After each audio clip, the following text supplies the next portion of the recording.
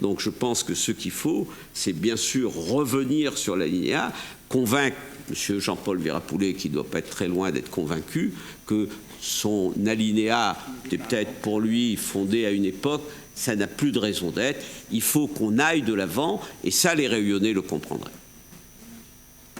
Très bien, merci beaucoup, chers collègues. Alors, il y avait M. Chilvalli qui avait demandé la parole. Merci, Monsieur le Président. Rapidement, très rapidement. Donc, c'est juste pour avoir un regard, je dirais, ce matin par rapport à cette focalisation sur l'article 73 et puis timidement se dire que, voilà, l'expérimentation, il faut aller, je dirais, timidement. Donc, je me pose un certain nombre de questions et comme ça a été évoqué dans la première motion, on demandait l'unité des élus par rapport à des problématiques de société que nous connaissons. Ce sujet doit nous rassembler. Aujourd'hui, la réalité, elle est comment la réalité? Aujourd'hui, c'est la fuite des capitaux. Elle est là, la fuite des capitaux.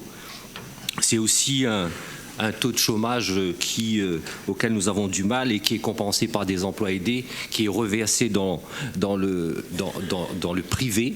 Oui, donc c'est quand même un signal très fort que ça va très mal, notre pays va très mal. Il faut aussi écouter le monde économique, ceux qui payent des impôts. Tout à l'heure, et j'applaudis aussi monsieur Annette quand il a parlé aussi des difficultés et autres, et qu'il faut bien sûr partir de l'avant. Mais donc, avec tout ceci, bien sûr, le problème, il est là aujourd'hui. Et le président, il a osé, à travers son programme, bien sûr, de cette réforme fiscale. C'est dont nous avons besoin. C'était l'objet de mon intervention. Merci. Très bien, merci beaucoup, chers collègues. Je vous en prie. C'est vraiment, je vais être bref, puisque je pense que Gilbert Annette a tout dit. Je compléterai en disant que après la Guadeloupe, la Guyane, la Martinique, Mayotte, ayons-nous aussi recours aux dispositions de l'article 73. Monsieur Bédier, s'il vous plaît. C'était pas mon tour? Non, pas vraiment. Je suis désolé. Je vous en prie. Votre collègue à l'arrière. Oui, merci, Monsieur le Président. Je reviens vers vous. Oui, merci. Je vous remercie. Monsieur le Président, chers collègues, j'ai bien compris que le débat qui s'instaure sur le SAR, au travers d'une demande de modification de celui-ci. Et de la même manière, la préoccupation de la majorité à vouloir bénéficier de ce droit à l'expérimentation, que je partage pour ma part également, puisque c'est un dispositif légal qui permettrait donc à la Réunion de sortir donc d'un certain nombre de verrous dans lesquels nous sommes enfermés. Alors, je reviendrai sur ce fameux article 73 qui a bercé mon enfance à Saint-André et qui malheureusement, si on veut pouvoir bénéficier du droit à l'expérimentation, devrait pour le moins être modifié en ce qui nous concerne.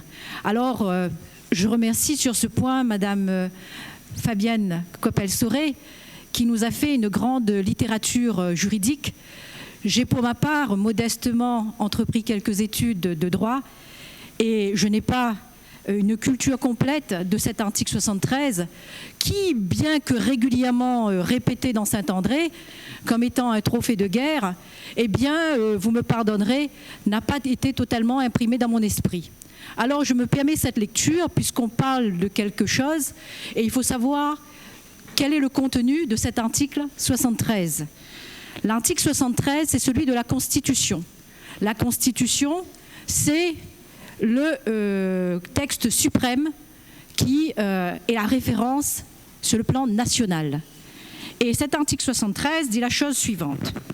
Dans les départements et les régions d'outre-mer, les lois et règlements sont applicables de plein droit. Ils peuvent faire l'objet d'adaptations tenant aux caractéristiques et contraintes particulières de ces collectivités. Entendons par là qu'au travers de ce texte, la Réunion aurait dû bénéficier au même titre que les autres TOM et DOM de la prérogative de prendre des dispositions sans avoir à référer, comme on est en train de le faire, et même de débattre sur la possibilité du droit à l'expérimentation.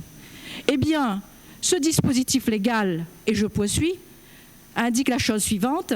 Ces adaptations peuvent être décidées par ces collectivités, en l'occurrence la région Réunion, dans les matières où s'exercent leurs compétences, et si elles y sont habilitées par la loi, selon le cas, par la loi ou par le règlement.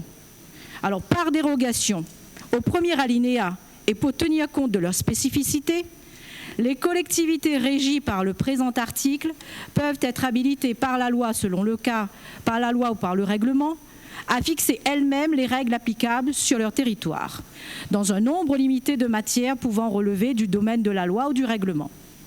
Ces règles ne peuvent porter atteinte à la nationalité, droits civiques, etc. Et j'en arrive à la disposition qui a bercé mon enfance. La disposition prévue aux 2 précédents alinéas, c'est-à-dire la prérogative que peut avoir le Conseil général, eh bien, n'est pas applicable à la Réunion. Alors le problème, Monsieur le Président, je l'entends et je partage totalement la préoccupation de cette majorité de vouloir avancer. Et je crois que c'est la préoccupation de chacun des Réunionnais, quel que soit le bord politique, lorsqu'ils ont mis des élus dans cet hémicycle. Mais notre problème, et c'est celui qui doit nous préoccuper, ne vous envoie-t-on pas, lorsqu'on vous demande d'aller présenter cette demande d'autorisation de droit à l'expérimentation, vous-même à l'expérimentation? Et je m'explique. Lorsqu'on a une règle supérieure qui est insérée dans la Constitution et qui fait obstacle à ce que nous allions plus loin, ne devons-nous pas, et je rejoins sur ce point l'analyse donc de Gilbert Annette qui disait de s'attaquer d'abord à ce dispositif, quitte à contrarier un élu qui sera privé d'un argument lorsqu'il aura à débattre. Peu importe, on ne peut pas sacrifier l'intérêt d'un seul élu qui a porté cette revendication et qui a été inscrite dans la Constitution au détriment de l'ensemble de la Réunion. Il me semble savoir que la majorité doit l'emporter sur la minorité. Une seule personne est la population réunionnaise. Le choix est vite fait, Monsieur le Président, et je vous en remercie. Très bien. Merci. Monsieur Bédier, je vous en prie. Tout va bien? Parfait. Alors, Madame Bello, Monsieur Picardo et Madame Naménéza. Oui, Monsieur le Président, c'est pour être très brève. Hein. Et donc, et tout le monde comprend bien que l'article 72, c'est l'expérimentation qui amène ensuite à la généralisation. Et c'est pour cela que la sagesse, c'est vraiment déverrouiller ce fameux alinéa. Et vous savez, il y a des parlementaires qui sont dans cette salle.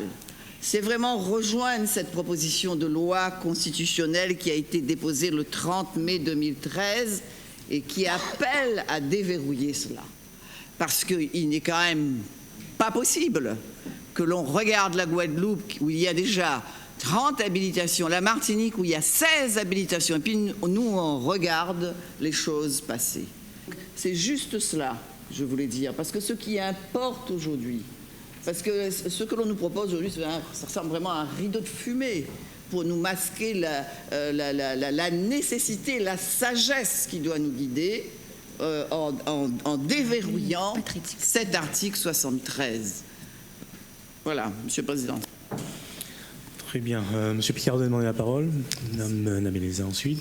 Est-ce qu'il y a d'autres prises de parole? Oui. Monsieur le Président, chers collègues, mesdames et messieurs, moi, je voudrais intervenir sur la partie des charges sociales et fiscales concernant cette expérimentation. Vous savez que la Réunion, malgré les difficultés que rencontre le secteur économique, reste quand même un territoire très dynamique, hein, puisque nous avons un taux de croissance qui est plus de 3%. Des entreprises qui continuent à investir et donc quand on regarde un peu la situation, on pense qu'effectivement il serait plus intéressant qu'on revoie un peu le taux des charges sur les entreprises. La France est un des pays aujourd'hui où la fiscalité et les charges sociales sont les plus importantes. On sait que pour pouvoir permettre de libérer nos entreprises, il faut arriver effectivement à baisser ces charges. Et je crois que si nous arrivons ensemble à penser que baissant les charges, on pourrait créer encore plus d'emplois, puisqu'aujourd'hui la situation économique est difficile et tout le monde parle de l'emploi. Je crois que les entreprises de la Réunion ont encore des capacités à créer de l'emploi, à créer de la dynamique économique. Et c'est pour ça, Monsieur le Président, que moi je suis très favorable à cette expérimentation. Bien, merci, chers collègues. Madame Meza, je vous en prie. Je reviens juste après à vous. Merci, Monsieur le Président. Chers collègues, bonjour. Voilà, je voudrais juste revenir sur la partie concernant l'expérimentation sur le SAR. En préambule, je voudrais juste rajouter qu'aujourd'hui, je m'étonne un peu que la majorité régionale ici présente diabolise le SAR comme un instrument obsolète qui n'a pas fait avancer la Réunion, surtout qu'en 2011, cette même majorité était celle qui avait approuvé le SAR. Et donc, peut-être même les mêmes vice-présidents qui aujourd'hui proposent un nouvel outil, c'était ceux qui l'ont fait adopter en assemblée plénière en 2011. Premier élément. Deuxième élément, je voudrais aussi qu'on ne fasse pas croire, au motif de l'expérimentation, qu'on a trouvé un nouveau jouet qui s'appelle le Stradet, et même en version améliorée, qu'il sera meilleur et qui fera la révolution. Le SAR, il est vrai, est contraignant. Mais il a eu quand même du mérite, notamment sur la protection des terres agricoles, sur l'environnement et même sur le développement urbain, même si aujourd'hui, il est vrai que c'est un document qui est à adapter. Mais comme le disait M. Bédier, les lois en vigueur et les capacités qu'on a aujourd'hui nous permettent de le faire dans le cadre d'une révision. D'ailleurs, à ce propos, j'aimerais qu'on nous fasse un éclaircissement. La majorité actuelle veut-elle la modifier, la réviser ou complètement la supprimer? Parce que tout est aujourd'hui possible. Manifestement, on veut aussi faire évoluer et donc en faire un nouvel outil. Donc, qu'est-ce qu'on veut réellement et où va-t-on? Ça, c'est une question. Enfin, c'est une question qui n'a, à mon sens, pas trouvé de réponse, puisque dans les documents, on a de tout. Ce que je veux surtout signaler, ceux qui travaillent aujourd'hui sur les PLU, et je pense qu'il y a beaucoup de maires aujourd'hui dans cette Assemblée, ceux qui sont en intercommunalité et qui travaillent sur les SCOT, puisque c'est vraiment le cas, dans le cadre d'un SAR ou d'un STRADET, demain matin, ces documents-là ne vont pas disparaître. Je voudrais qu'on ne fasse pas croire aux Réunionnais et même aux élus qu'on a trouvé là, au titre de l'expérimentation, un nouvel outil qui va permettre à tout un chacun et à tous les maires de trouver des solutions. Je vais reprendre votre slogan, Monsieur le Président, pour libérer les terres et libérer les énergies. Merci. Parce qu'il ne faut quand même pas oublier les lois, parce que l'expérimentation ne passera pas au-dessus des lois. Je ne pense pas que l'expérimentation vous permettra de passer au-dessus de la loi Allure, vous permettra de passer au-dessus des lois Grenelle 1 et 2, vous permettra de passer au-dessus de la loi LAF, parce que vous le vouliez ou que vous le vouliez, qu'on le veuille ou qu'on ne le veuille pas, il y a des lois qui encadrent la densification, qui encadrent l'urbanisation, qui encadrent le développement économique, qui encadrent les problématiques de risque, et tout ça, c'est des éléments qui existent, que, expérimentation ou pas, on ne pourra pas passer outre. Et aujourd'hui, et c'est une réalité, ceux qui sont en train de faire les SCOT et ceux qui sont en train de faire les PLU et qui ont un épée de Damoclès sur leur tête au 31 décembre 2016 savent pertinemment que le SAR qu'on a aujourd'hui, eh ben, il est beaucoup plus permissif que les lois qui sont d'actualité. C'est une réalité.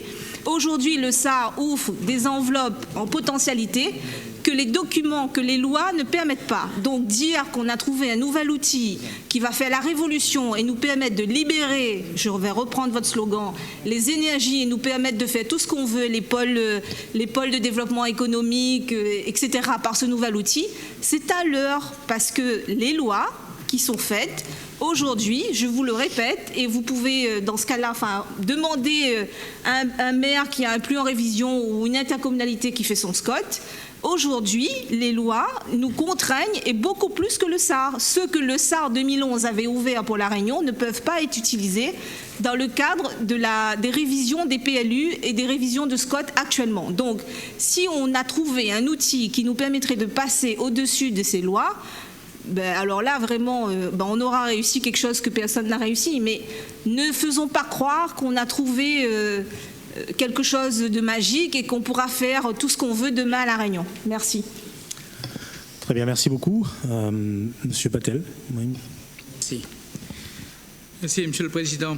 Chers collègues, c'est vrai que nous sommes en train de débattre entre l'expérimentation et l'article 73 et la non-présence de M. Jean-Paul Vira-Poulet, mais soyons effectivement réalistes dans la réalité économique.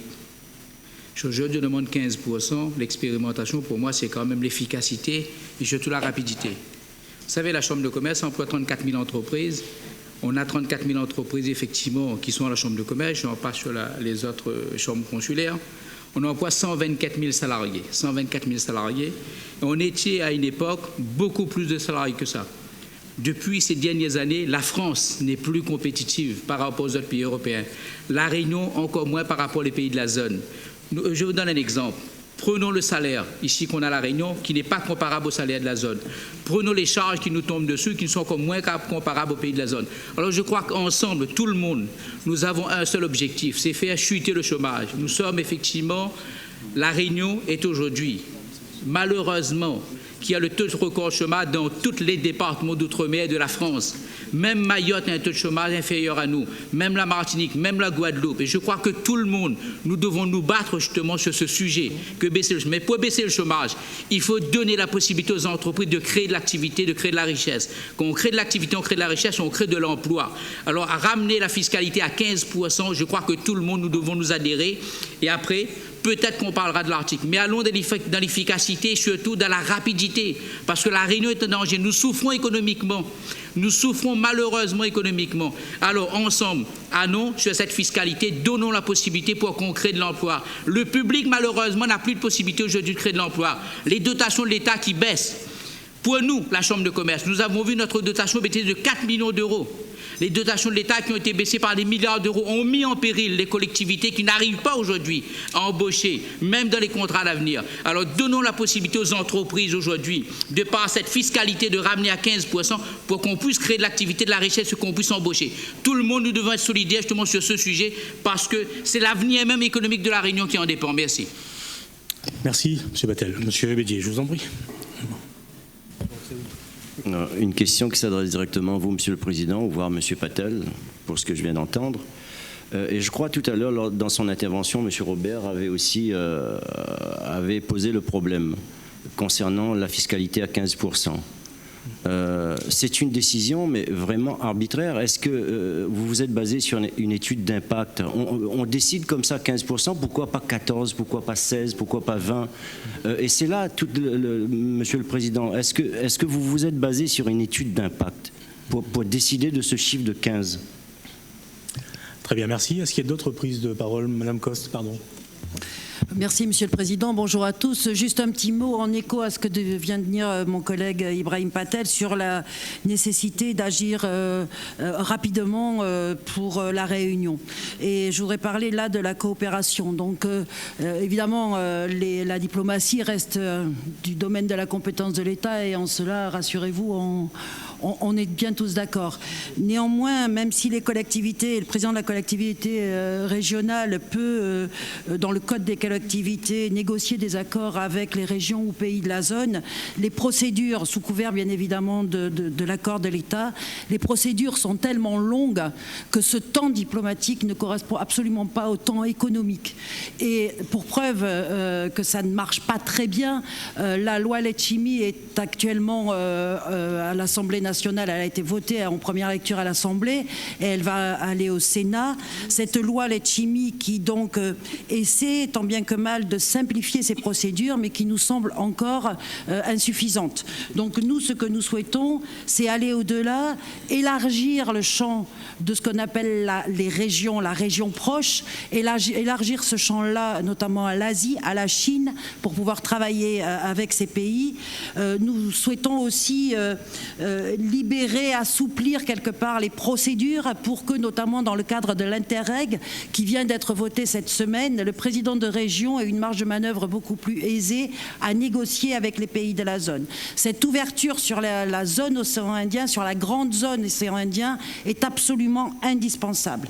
La loi Letchimy est un premier pas vers cette possibilité, mais elle n'est pas suffisante à notre sens. C'est pour cela que nous demandons, dans le cadre de l'expérimentation, d'ouvrir les zones géographiques et de simplifier les procédures qui seront encore extrêmement lourdes et ne correspondront encore pas au temps économique.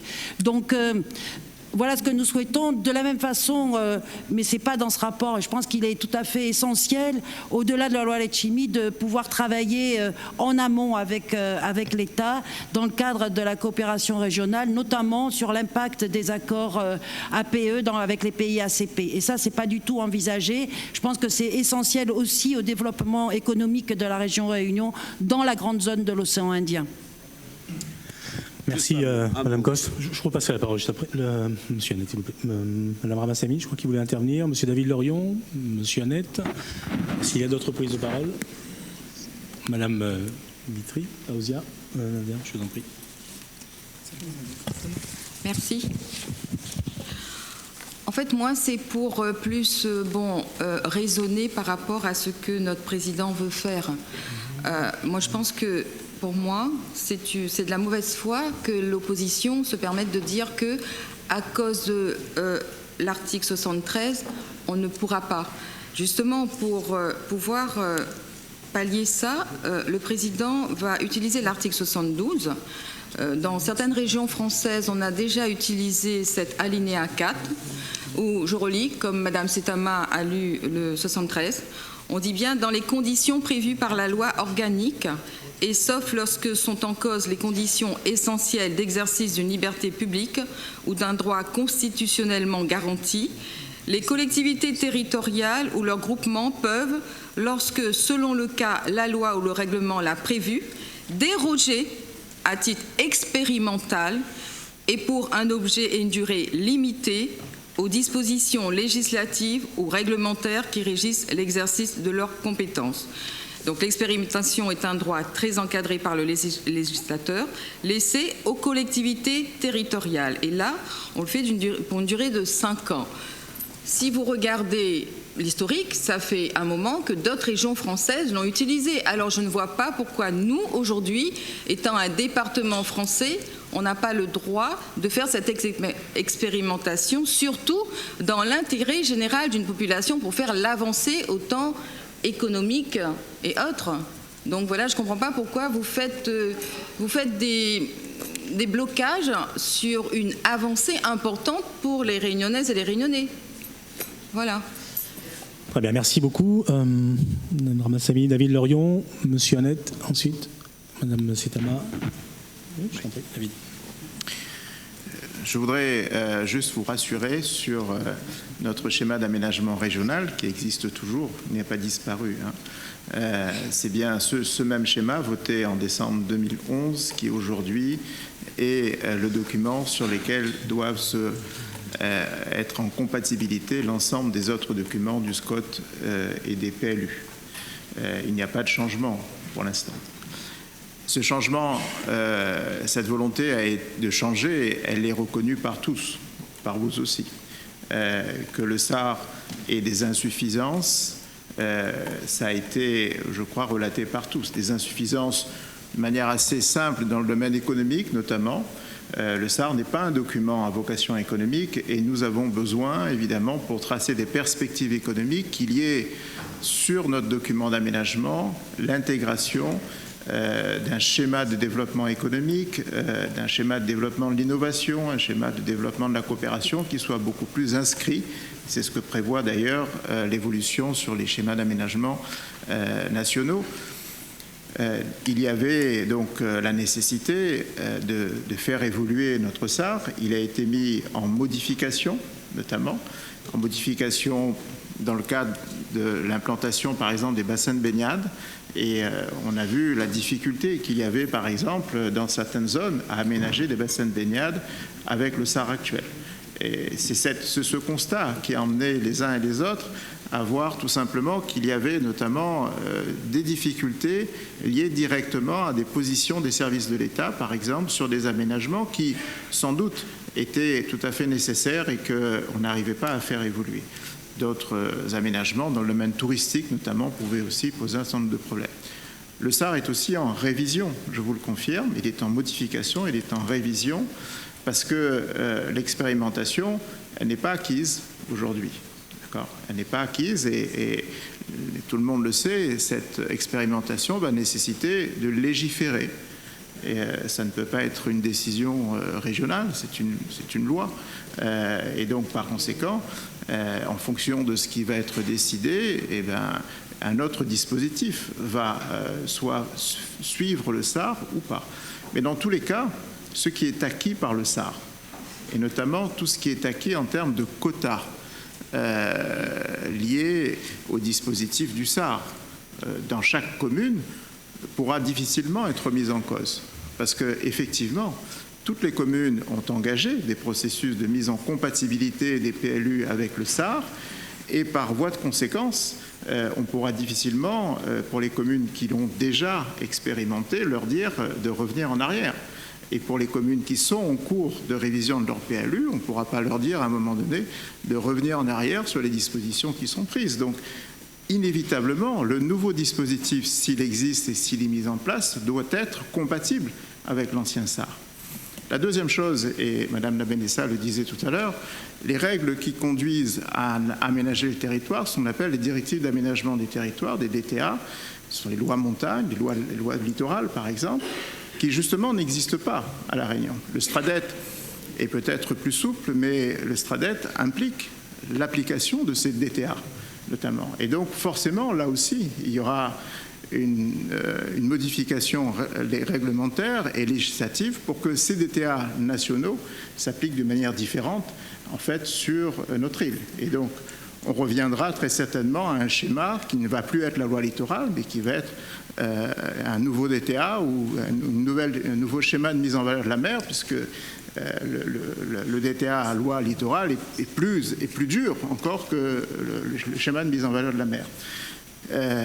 Ça va nous demander évidemment une réflexion qui ne pourra pas être la simple suppression du SAR. La réflexion doit aller dans un confortement évidemment de ce qui est acquis, des grandes orientations du SAR, plus de liberté dans le domaine économique, plus de liberté évidemment pour que les décisions de modification, quand elles ont lieu, puissent être plus abordables pour la collectivité régionale, mais il n'y a pas forcément d'incompatibilité entre ce qui a été voté, et ce n'est pas sûr que ce soit remis en cause, mais si c'est remis en cause, ça ne doit pas être une suppression de ce qui est acquis, mais au contraire des conditions supplémentaires pour nous donner des moyens supplémentaires pour aller un peu plus loin dans la décision de ce qui pourra être dans les années futures. Voilà. Donc, toutes les communes, effectivement, sont en révision de leur PLU aujourd'hui. Voilà. D'autre part, juste un dernier mot là-dessus. Il n'y a pas non plus, et la conseillère d'État Hélène Vesture me disait, de conformité à avoir avec le SAR. Le SAR n'est pas un document sur lequel vous devez être conforme. Le SAR est un document sur lequel vous devez être compatible. Cette compatibilité, elle peut être acquise dès maintenant.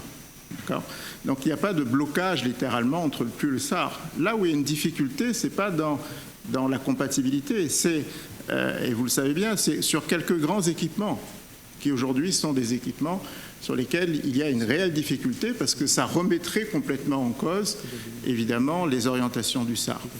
Ces quelques équipements peuvent aussi être rendus possibles par une révision du SAR. Donc, c'est cette évolution-là qu'il faut évidemment mettre sur la table, une révision du SAR, un nouveau document, mais qui de toute façon n'éliminera pas les grands schémas et les grandes orientations qui ont été prises évidemment précédemment dès 2011. C'est pour ça que n'y voyez pas une table rase de tout ce qui a été fait et une reconstruction, mais une simple évolution normale liée au changement, aux orientations évidemment de la vie politique. Voilà. Très bien, merci M. David Lorion. M. Annette. Oui, un mot, Monsieur le Président, pour dire qu'ici, tous les élus sont préoccupés par le chômage. Mais poser le problème de la fiscalité en disant baissons l'impôt sur les bénéfices réglerait le problème de l'emploi, je pense que c'est un peu court. Plusieurs dispositifs, plusieurs gouvernements ont d'abord baissé les charges des entreprises. Je rappelle la LOUM, qui était un grand dispositif. Je rappelle encore récemment le CICE, qui est venu baisser les charges pour améliorer la compétitivité des entreprises. Mais s'il suffisait de baisser l'impôt pour créer de l'emploi, moi je propose qu'on aille au-delà de 15%, qu'on propose 0%. Je pense que, puisque ça n'affecte pas le budget régional, faisons voter 0% et on créera encore plus d'emplois et tout le monde sera content. Mais je pense que, en réalité, c'est un peu plus compliqué que ça. C'est pour ça que je ne veux pas qu'on cède, qu'il y ait d'un côté les bons qui veulent baisser les impôts, sans parler de ce qu'on fera après, quand il n'y aura plus d'argent dans les caisses. Parce que si dans la région les salaires sont moins élevés. Bien sûr, la protection sociale aussi est moins élevée. Hein, le système éducatif est moins performant. Donc tout ça fait partie de notre... Donc voilà, moi je propose, si vous voulez mettre à l'étude, 0% d'impôt sur les bénéfices. Et je pense que ça sera peut-être encore plus efficace pour suivre les deux présidents de chambres consulaires qui sont là pour créer davantage d'emplois, si c'est le remède. Très bien, merci. Madame Setama, Madame Paosia-Vitry. Merci, Monsieur le Président. Monsieur le Président, donc, je ne peux que réagir donc, aux interventions précédentes. Tout d'abord, dire à Monsieur Lorion, bien évidemment, je partage votre analyse s'agissant donc de la possibilité donc d'évoluer sur un SAR, mais vous l'avez fort justement rappelé, les évolutions doivent se faire en cohérence avec les lois existantes. On ne peut pas faire n'importe quoi et je partage totalement votre point de vue et c'est en ce sens que je me suis exprimée tout à l'heure sur la compatibilité de la démarche entreprise aujourd'hui par la région dans le cadre du droit à l'expérimentation par rapport à cette fameuse disposition de l'article 73 que Madame Ramassamy n'a visiblement pas compris. Parce que dans ce dispositif, Madame Ramassamy, il est clairement indiqué on n'est pas de mauvaise foi. J'ai fait une lecture et je vous propose en cela, si vous avez votre portable, il y a Internet dessus, ou bien si quelqu'un veut bien vous rendre service, eh bien de regarder l'article 73 et vous verrez, et je l'ai lu, que la loi est exclue des dispositifs de la réunion, est d'exclus du dispositif de l'article 73. Aujourd'hui, Monsieur le Président, la préoccupation que l'ensemble d'entre nous partage, puisque ce n'est pas le privilège de la majorité, c'est le privilège de l'ensemble des élus de faire en sorte que les Réunionnais et la Réunion avancent. Nous sommes fiers d'être Réunionnais et c'est à ce titre que nous voulons le développement de la Réunion, quel que soit le siège sur lequel on est assis. Ce qui est important, Monsieur le Président, puisqu'on vous fait des propositions, je me permets de vous en faire une. Il y a un débat qui s'est instauré dans cet hémicycle à propos de l'application de l'article 73 et de la cohérence de la démarche du droit à l'expérimentation par rapport à cet article. Il est écrit noir sur blanc, et ce n'est pas moi qui l'ai écrit, que la Réunion est exclue du dispositif. Je vous propose, Monsieur le Président, avant d'aller plus loin dans cette démarche, eh bien de voir si véritablement ce que vous souhaitez donc nous faire approuver aujourd'hui, eh bien est possible par rapport à ce dispositif légal. S'il n'est pas possible, eh bien, il faudra entamer la démarche qui est préconisée, celle de réformer ce dispositif. Il me semble, dans la cohérence des démarches entreprises dans le passé, et avec la réserve émise par la ministre Madame Girardin, comme l'a été fort justement rappelé Madame la députée Huguette Bello, eh bien, on nous avait prévenus. On nous avait dit qu'on se limitait nous-mêmes et on n'a pas voulu écouter, on a été indisciplinés. Aujourd'hui, je pense qu'on se rend compte, et tant mieux, l'erreur est humaine. On peut à un moment donné faire son mea culpa, mais ne faisons pas l'économie de nous rendre, de ne pas faire cette vérification juridique et de partir tête baissée comme un taureau enragé et d'arriver et de se faire shooter, parce que c'est ce qui risque de nous arriver. Vérifions si j'ai tort et je serai la première à le reconnaître, mais je pense que dans cette salle, je ne suis pas la seule à tenir ce débat. Faisons les vérifications et Monsieur le Président, si nous avons tort, tant mieux et qu'on avance ensemble, mais au jour d'aujourd'hui, on ne peut pas se permettre eh bien, d'aller à l'aveuglette comme ça alors qu'on a un dispositif légal qui nous limite. Très bien, merci beaucoup. Madame Paosia-Vitry, qui demande la parole. Merci. S'agissant de la coopération régionale, je pense que tout le monde a compris la nécessité d'avoir une posture cohérente et légitime au sein de l'océan Indien. Je pense qu'il n'y a rien à rajouter. La semaine dernière, le 21 avril, tous les élus de l'opposition ont émis un avis favorable à ce rapport. Et aujourd'hui, le discours change. Mais c'est vrai que je reconnais qu'il y a un peu plus de lumière dans cet hémicycle. Merci beaucoup, chers collègues. Est-ce qu'il y a d'autres prises de parole ou est-ce que nous pouvons essayer de conclure? Madame Ramassamy, je vous en prie. Je vais juste dire à Madame Setama que j'ai fait un mémoire en 2003 sur l'article 73 de la Constitution. Donc il ne faut pas confondre changer la Constitution et uniquement passer devant le Parlement pour pouvoir profiter de cette expérimentation. Donc je tenais à vous dire ça, d'accord? Madame Ramassamy, ma formation est terminée, je vous en prie. Merci. On peut toujours se former, je vous assure. Monsieur le Président, mais simplement pas de cette manière. Il faut s'inscrire. Très bien. C'est de quoi je parle quand même. Si vous me permettez, donc j'essaie d'apporter quelques éléments d'éclairage. Le débat ce matin porte normalement sur l'article 72. Mais j'ai bien compris que l'article 73 et certains de ses alinéas faisaient aussi partie de ce grand débat que les uns et les autres souhaitaient. À mon tour, j'excuserai M. Jean-Paul Virapoulet ce matin, qui à ce moment même précis est reçu par M. Juncker, donc président de la Commission, et qui donc, en notre nom à tous, défend justement ce droit à l'expérimentation auprès du président de la Commission européenne. Et pour compléter cette information, ce que nous avons à dire, ce que je dirai dans un moment, est très largement partagé. Et il n'y a pas une demi-virgule qui peut être enlevée des propos qui auraient pu être tenus par M. Jean-Paul Virapoulet et que je tiens moi-même. Je vais peut-être commencer par un point qui est un point central. Revenir sur l'article 73 amène nécessairement à ce qu'il y ait une révision constitutionnelle. Et donc, à nouveau, réunir le Parlement. Et pour l'anecdote, l'expérience récente du courage de notre président de la République à réunir sur une réforme constitutionnelle donc, le Parlement me laisse perplexe quant à sa capacité à le faire, à pouvoir le faire, à vouloir le faire sur un sujet qui est un sujet particulièrement important pour nous, réunionnais, pour nos populations ultramarines, qui n'a que peu d'importance, à l'inverse, pour beaucoup de nos compatriotes métropolitains. Et donc je crains fort que notre président de la République soit en mesure de pouvoir, sur cette question sensible, réunir le Parlement. Encore une fois, le débat qui devait se tenir sur un sujet d'une grande importance au niveau national a été très rapidement repoussé d'un revers de la main sur cette incapacité à agir. Le débat que nous avons est à nouveau un débat institutionnel.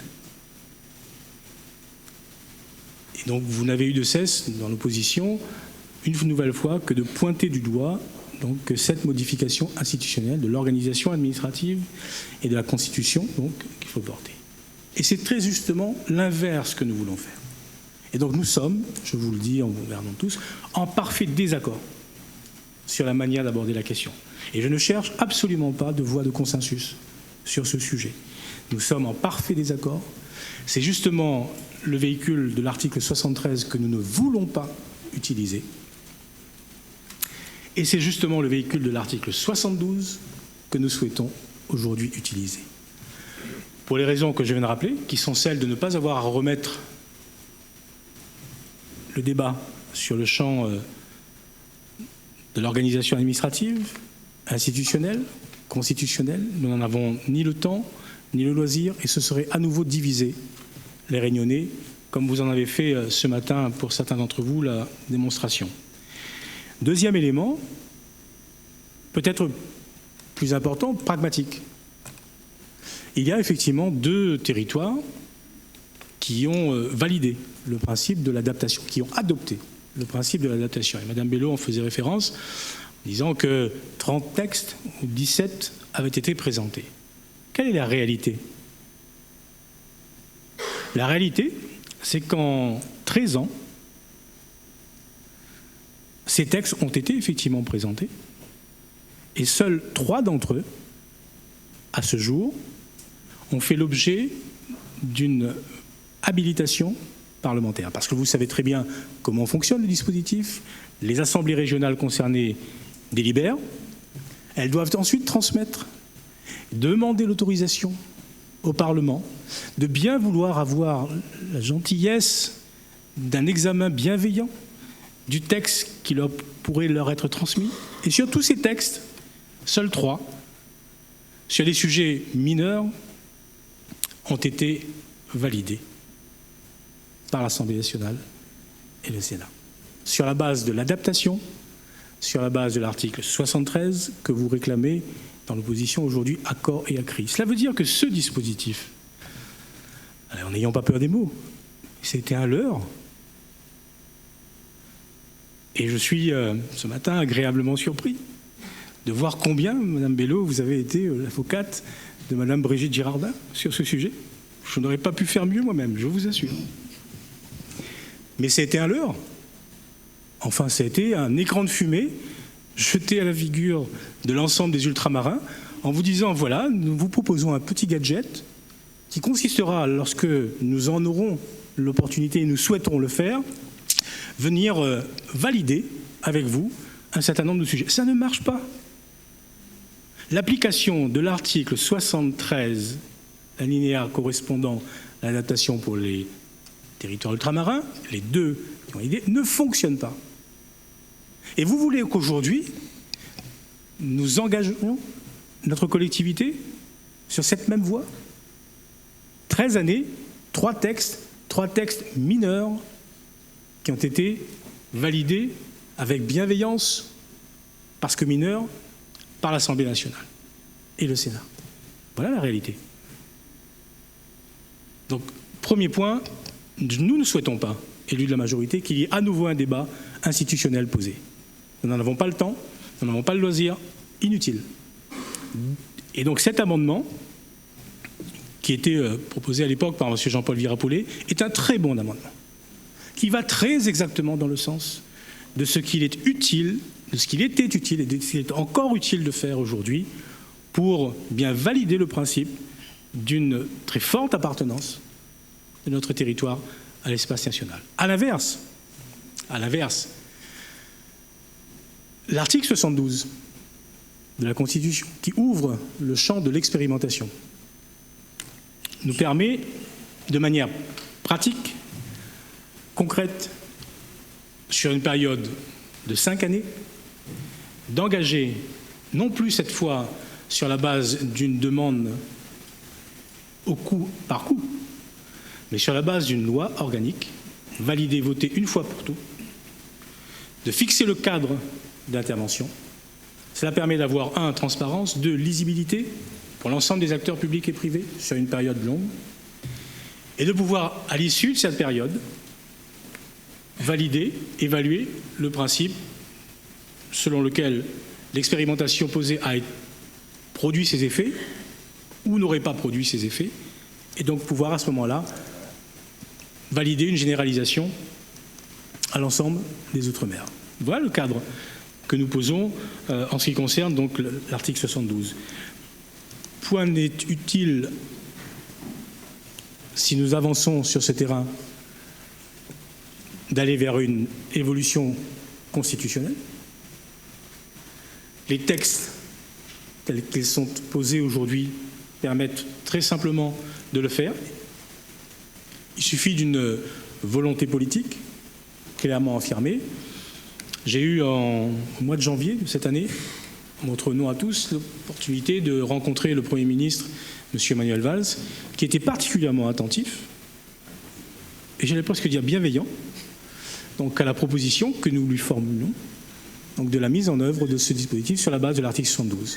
Et c'est pour cette raison que ce texte, ce matin, donc, vous est présenté, proposé, pour que nous puissions, d'ici le mois de septembre, en faire, comme il nous l'a demandé, la proposition au gouvernement, au Premier ministre, donc de ce principe d'expérimentation sur les sujets tels qu'ils ont été déclinés. Je n'y reviens pas sur le détail. Donc, il y a effectivement 3 champs possibles d'intervention aujourd'hui.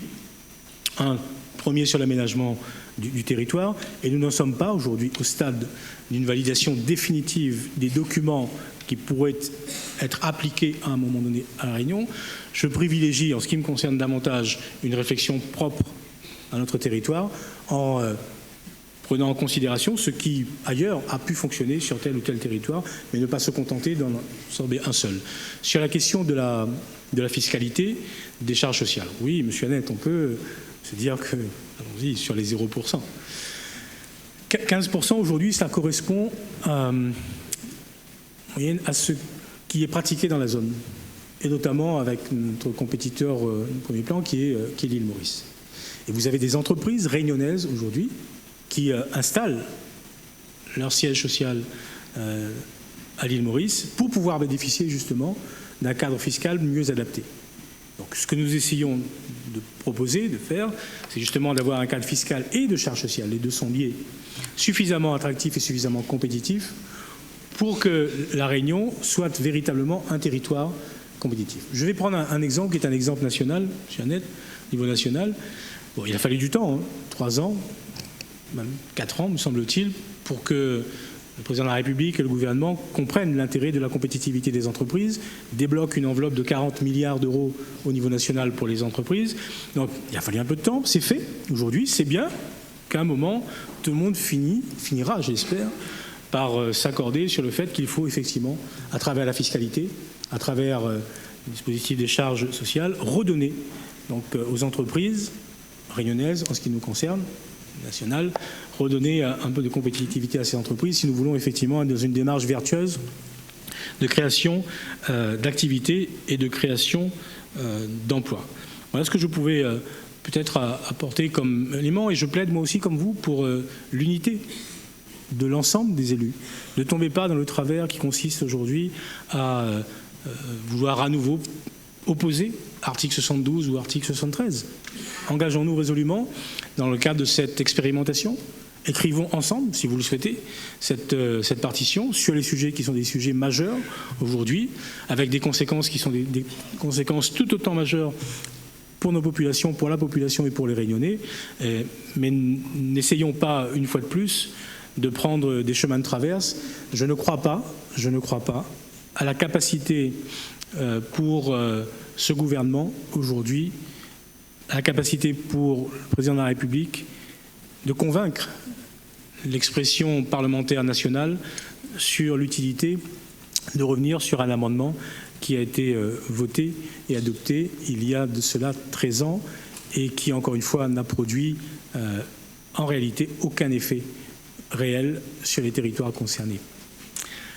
Je ne sais pas si l'un d'entre vous souhaite... Madame Bello, je vous en prie. Oui, non, mais Monsieur le Président, justement, l'article 72.3 permet d'accorder à chaque collectivité un régime législatif adapté à ses particularités, sauf en matière fiscale, douanière et dans le domaine de l'urbanisme. Et je vous relis, l'expérimentation est une faculté laissée aux collectivités territoriales, mais très encadrée par le législateur. La loi autorisant une expérimentation doit en effet préciser l'objet de l'expérimentation, sa durée, 5 années maximum, les caractéristiques des collectivités susceptibles d'expérimenter, les dispositions auxquelles il pourra être dérogé. Ensuite, les collectivités manifestent leur intention par l'adaptation, etc. Puis le gouvernement fixe par décret la liste des collectivités admises pour l'expérimentation. À la fin prévue de l'expérimentation, le gouvernement transmet un rapport, notamment d'évaluation au Parlement, qui détermine alors si l'expérimentation est soit prolongée ou modifiée pour 3 ans au maximum, soit maintenue ou généralisée, soit abandonnée. C'est ce que vous voulez faire. L'expérimentation est peu utilisée. Je vous disais tout à l'heure, l'expérimentation a été utilisée notamment pour le RSA, qui, la Réunion a bénéficié de cette expérimentation et 31 autres départements également. Pareil pour la garantie jeune. Et l'expérimentation amène la généralisation. C'est pour cela que l'on dit que l'article 72 ne convient pas et que c'est l'article 73 qu'il faut déverrouiller. Je persiste et je signe. M. Annette disait à juste titre, l'erreur est humaine, persister est diabolique. Très bien. Est-ce qu'il y a d'autres interventions sur le rapport? Oui, M. Bédier, je vous en prie.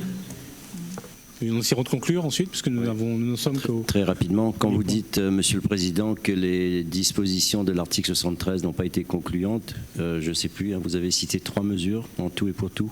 Oui. C'est ça? 3 textes d'habilitation. D'accord. Dois-je vous rappeler quand même que la Guadeloupe, la Martinique et la Guyane ont utilisé l'alinéa 2 dans les domaines du transport, de l'énergie et de la formation. Et que eux, ils peuvent également utiliser l'alinéa 3, c'est-à-dire l'amendement pas capable. Et Mayotte également. Je vous renvoie à l'exacte situation, qui est celle effectivement d'une trentaine de textes d'un côté et de 17 textes de l'autre, qui ont fait l'objet de délibérations par les assemblées concernées.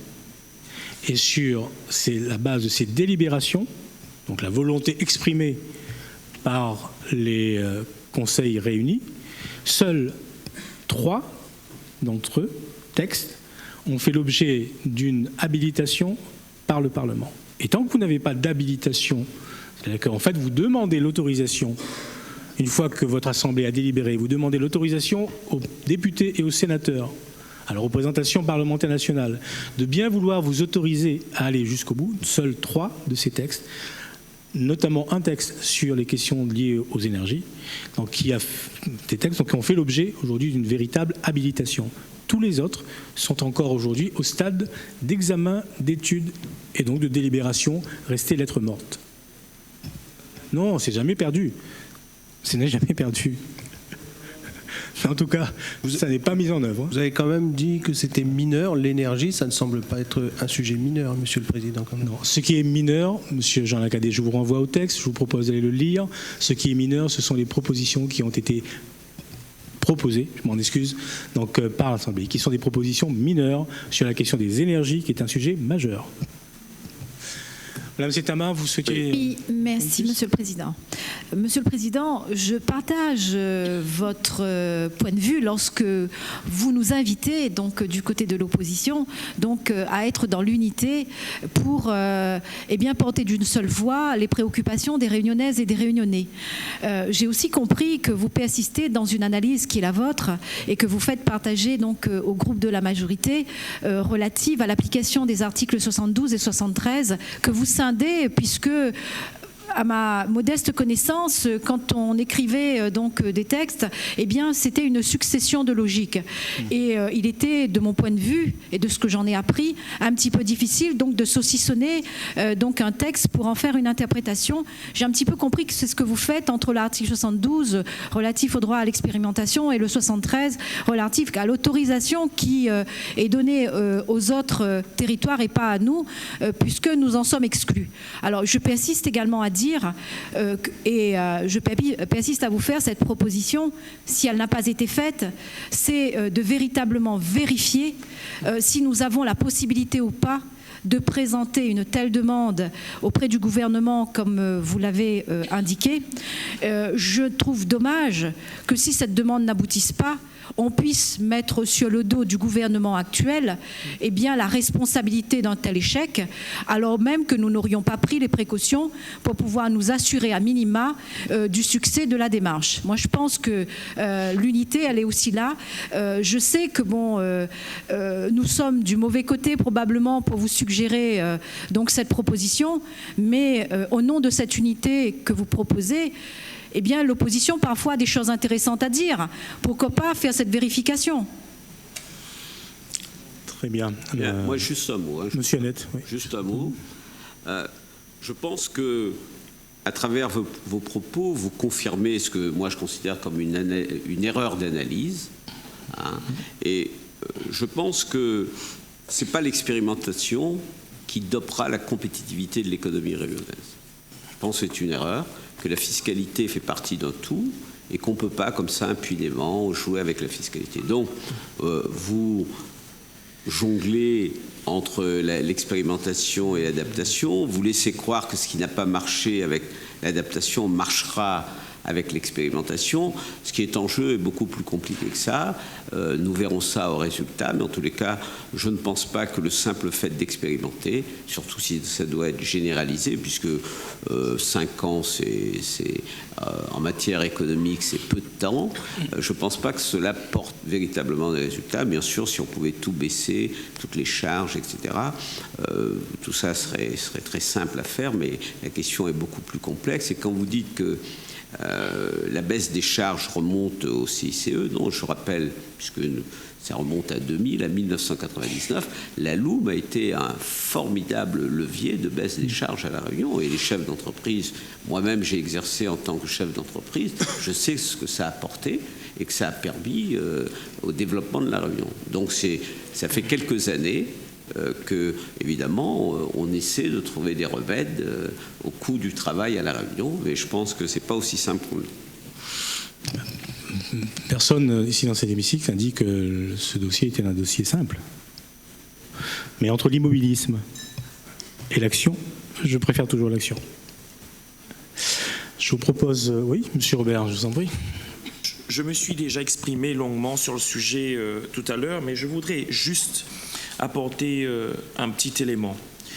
Tout le monde sait dans cet hémicycle que cette proposition et cette délibération est vouée à l'échec. Et pour autant, Dieu seul sait que je suis quelqu'un de très optimiste.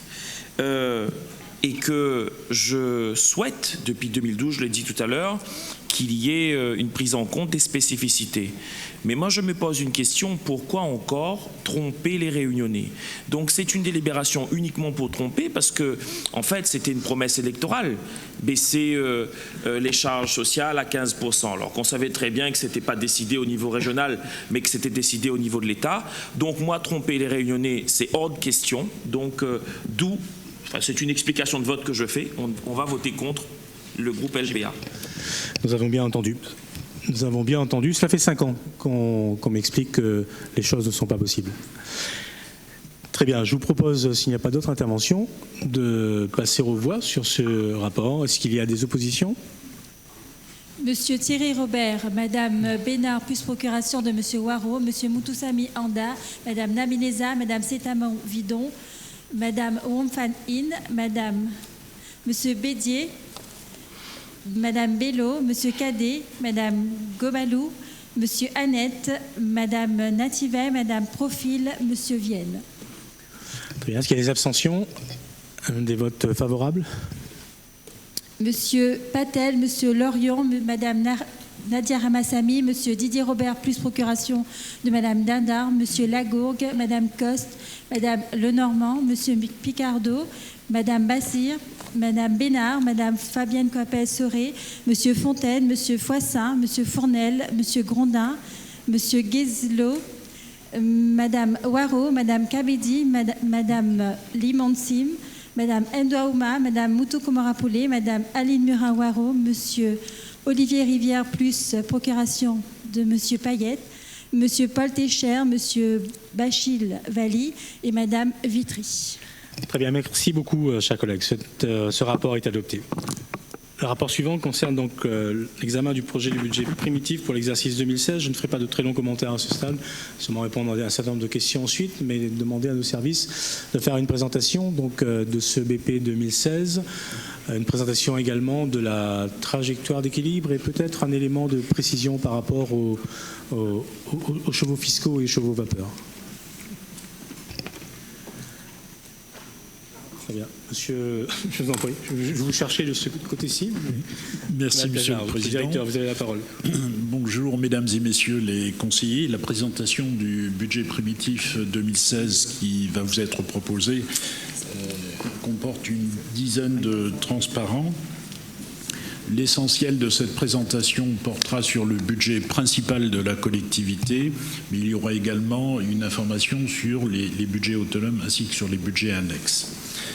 Une dernière précision, cette présentation du budget principal qui vous est proposée intègre le budget transitoire qui a été voté par votre Assemblée en janvier dernier.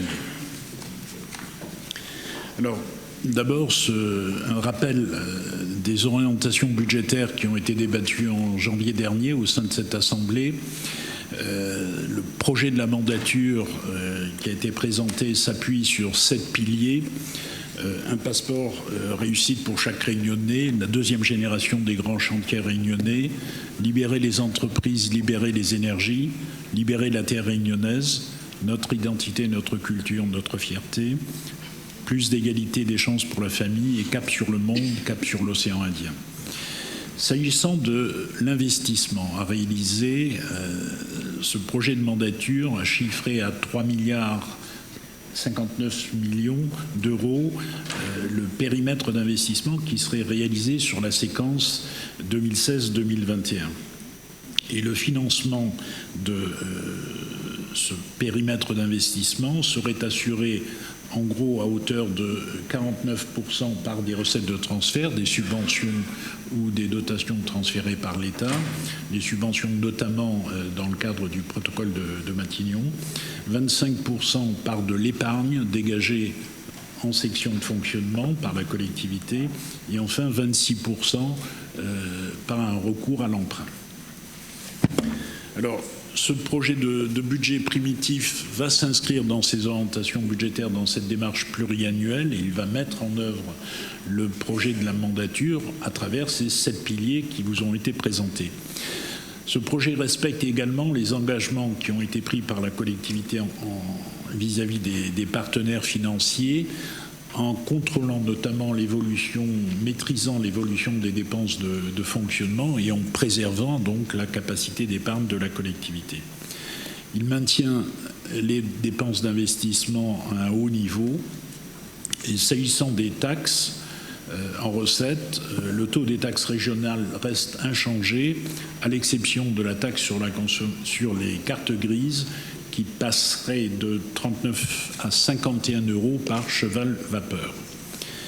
Enfin, le recours à l'emprunt restera important. Il l'était déjà en 2015, il se poursuivra en 2016. Alors, en grande masse, ce budget primitif, donc pour la partie budget principal, se présente de la manière suivante. Au total, d'abord, une capacité d'engagement en fonctionnement, en investissement, dont l'ouverture est proposée. Cette capacité d'engagement, c'est la dimension pluriannuelle du budget. Une autorisation de programme ou une autorisation d'engagement peut se réaliser sur plusieurs exercices. Au total, 523 millions de capacités d'engagement dont l'ouverture est proposée, dont 283 193 421 en fonctionnement, 239 988 573 en investissement. S'agissant des crédits de paiement, donc les dépenses qui vont être, à partir des engagements, être réalisées dans l'exercice, je vous rappelle que ces crédits de paiement concernent à la fois des engagements antérieurs et des engagements nouveaux. On a là un total d'1,35 milliard de crédits de paiement, dont 40% en section de fonctionnement, 413 365 328, et 60% en section d'investissement, 621 667 021. Ces crédits de paiement sont équilibrés en recettes par des recettes à la fois de fonctionnement et d'investissement. Le montant est équivalent, 1,35 milliard. Nous avons 525 890 966 de recettes de fonctionnement. Donc, on a une structure là un peu inverse. On a plus de recettes de fonctionnement que de dépenses de fonctionnement. Et en recettes d'investissement, 509 141 384 euros. Voilà une présentation donc en grande masse. Alors, les évolutions de ces ouvertures de capacité d'engagement et de crédit de paiement, 523 millions au total donc de capacité d'engagement dont l'inscription, l'ouverture est proposée. On a là 283 193 021 en fonctionnement, donc une progression de 10,5% de ces capacités d'engagement par rapport au budget primitif 2015. En investissement, 239 980 573 d'autorisation de programme dont l'ouverture est proposée, une baisse de 37,5%. Alors une précision sur cette baisse, au budget primitif 2015, nous avions une ouverture qui était proposée de 182 millions pour le très haut débit, une opération exceptionnelle. Or, si on ne tenait pas compte de cette opération exceptionnelle ouverte en 2015, on aurait une légère augmentation des capacités d'engagement ouvertes en investissement. Les crédits de paiement, globalement, baissent de 2,6%, avec une augmentation de 8,9% pour le fonctionnement, 413 365 328, et une baisse de 9% pour l'investissement, 621 667 021. L'idée, c'est de rapprocher la prévision budgétaire véritablement des perspectives de réalisation compte tenu des taux de réalisation constatés dans les budgets antérieurs. On a le même montant global pour les recettes, puisque les crédits de paiement sont équilibrés en recettes. 525 890 966, soit une évolution de 0,9% de nos recettes de fonctionnement, alors que les recettes d'investissement baissent de 6%, 509 141 834. Alors, par une grande fonction de la nomenclature M71, le budget que vous avez voté est présenté donc à une présentation fonctionnelle. Vous avez là, dans ce tableau, les différentes fonctions. Services généraux, c'est la fonction 1, formation professionnelle et apprentissage, fonction 2, enseignement, fonction 3, culture et sport. Formation 1, services généraux 0, formation 1, enseignement 2, culture et sport 3, la santé et le social 4, aménagement 5, l'environnement c'est la fonction 7, transport 8, l'économie la fonction 9 et un certain nombre de chapitres sans affectation dans un code fonctionnel sont les chapitres, sont des taxes qui sont à reverser ou les chapitres relatifs à l'annuité de la dette, chapitres 940 à 952. En fonctionnement, donc, un rappel en grande masse des ouvertures proposées de capacité d'engagement, 283 millions.